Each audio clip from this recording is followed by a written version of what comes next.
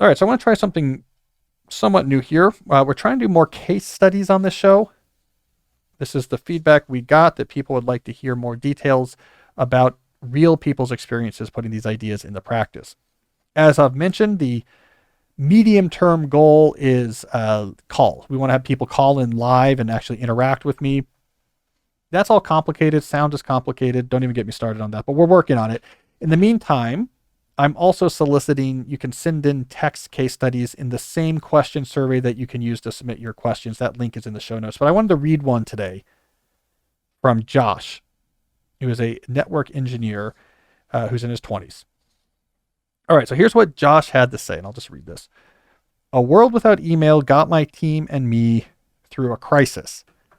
I got a copy of it on pre-order, and it just after it arrived, my wife and I went on vacation to Puerto Rico. It was really lovely being able to just read about a better way to work while sitting on the beach. And returning home from vacation, my IT team suffered an unexpected crisis, and I was thrown into a demanding management role. I'm the kind of person who likes to feel in control, and the one mission I could give myself to preserve some semblance of that feeling was to make sure that we didn't drop a single ball in response to this crisis. As a team, we had minimal shared documentation and we had no central work repository, so I didn't even know what engineering work was happening. My first thought was to collect all work items into a task board, just like a world without email lays out, but I didn't have the time to wait for corporate procurement to approve an enterprise Trello subscription, and we didn't have a way to get the team onto any sort of task board, so I ended up creating a minimum viable product out of folders on a shared drive. We had a folder called Active Work. Inside of that folder, we had a new folder for each work item. The folder name was a short description of the task itself. Inside that folder was a notes.txt file that detailed the task. Any emails pertaining to the task were copied and pasted into an emails.txt file. Any working documents were also saved in that folder.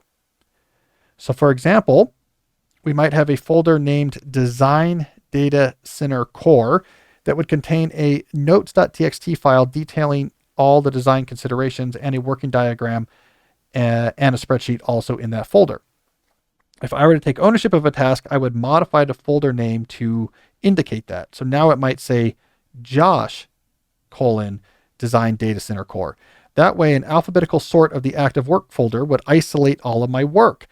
As I finished a task, I would update the notes.txt file with closeout notes and change the folder name to completed, Josh, Design Data Center Core. We could focus exclusively on a task by opening that folder. We could share notes and feedback between team members by dropping a TXT file in that folder.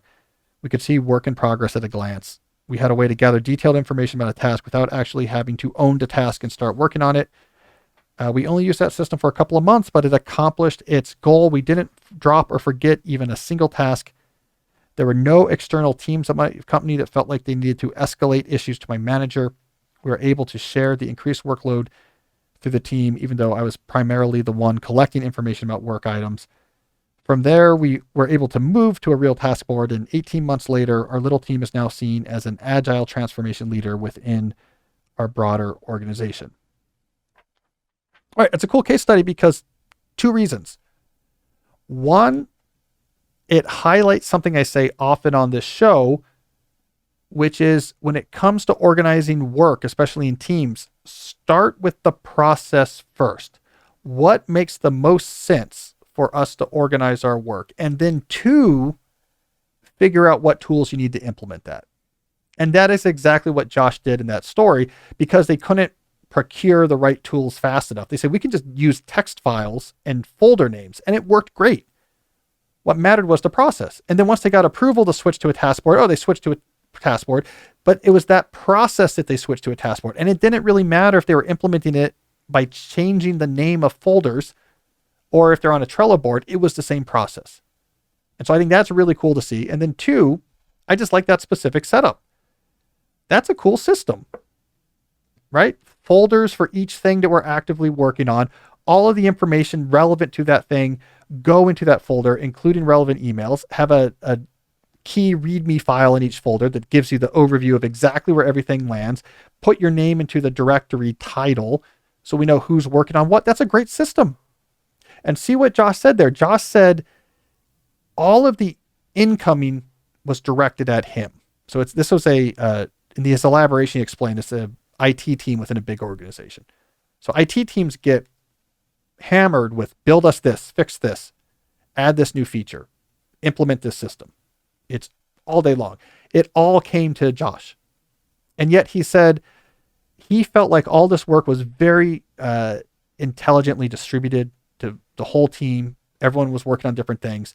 Beautiful collaboration. And because they built a process here that made sense. So anyways, great example, Josh. I appreciate that, those specifics. And I appreciate that opportunity to talk about when you get specific about workflows, as opposed to just saying, look, we're all on Slack, let's rock and roll. Things can get a lot better. I like how he says when he does the alphabetical search, it can just show all his work right there. There's definitely an ITE flavor to that system. Yeah. Right. Well, if you put your name in the folder and you can alphabetize folders. Yeah. But it is true. Like, existing technology is great. Yeah. That's not the problem. The problem is not that someone hasn't built a fancy web interface for what you're trying to do. Mm-hmm. The problem is you don't have a system. That you're just on email like, did you get my last message? Why didn't you respond? So good for you, Josh.